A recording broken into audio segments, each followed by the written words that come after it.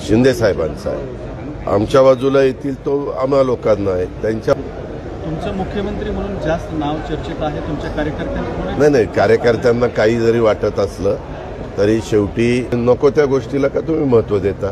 त्याला फार महत्त्व द्यायचं कारण नाही।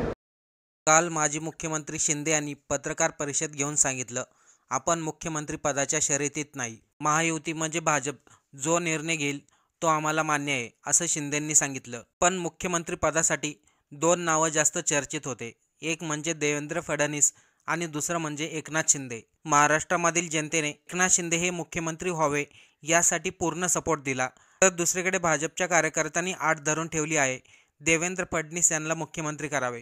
मुख्यमंत्र्याच्या नावावरती शिक्कामोर्तब होण्याचा टाइम ऑलरेडी निघून गेलेला आहे, तरी देखील महायुतीने अजून त्यांचा मुख्यमंत्री डिक्लेअर केला नाही।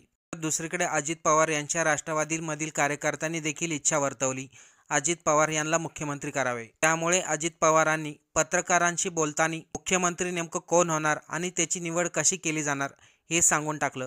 पहा नेमकं अजित पवार काय म्हणाले। एकनाथ शिंदेनी उपमुख्यमंत्री म्हणून नाही, एक मिनिट, कुणी काय करावं ते एकनाथराव शिंदे साहेबांच्या वाटणीला काय जागा येतील आणि कुठली पदं येतील त्याबद्दलचा निर्णय घेण्याचा पूर्ण सर्वस्वी अधिकार हा शिंदे साहेबांचा आहे। आमच्या बाजूला येतील तो आम्हा लोकांना आहे।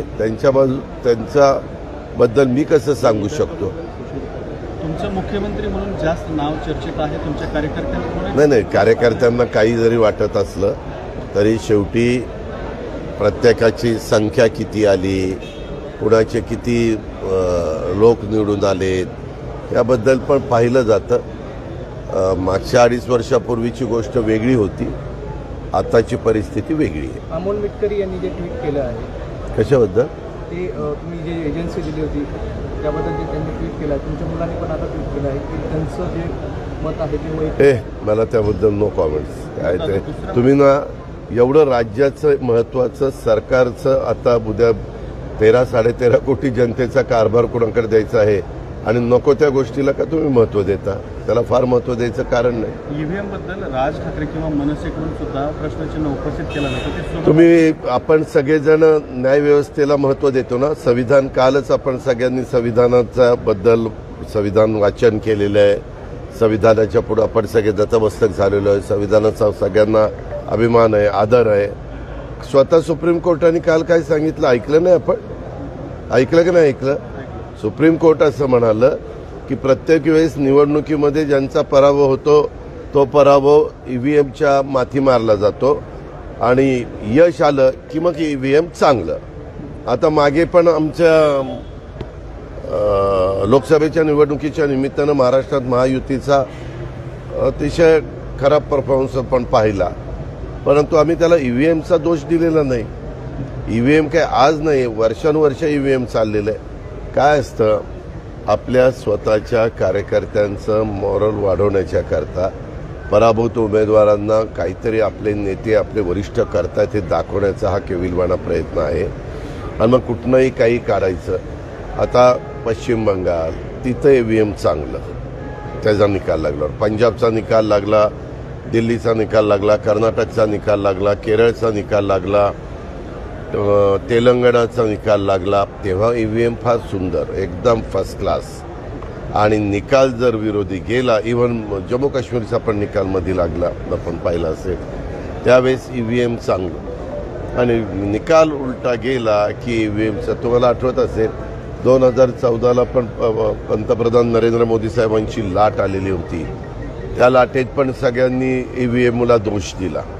त्यानंतर 2019च्या निवडणुका झाल्या त्यावेळेस कमी अधिक प्रमाणामध्ये बोलले, परंतु आता 2024च्या निवडणुकीमध्ये बऱ्यापैकी जागा विरोधकांच्या आल्या, त्यावेळेस ईव्हीएमच्या बद्दल कोणी वक्तव्य केलं नाही। हे बरोबर नाही। शेवटी हे काही एका दिवसात घडत नसतं।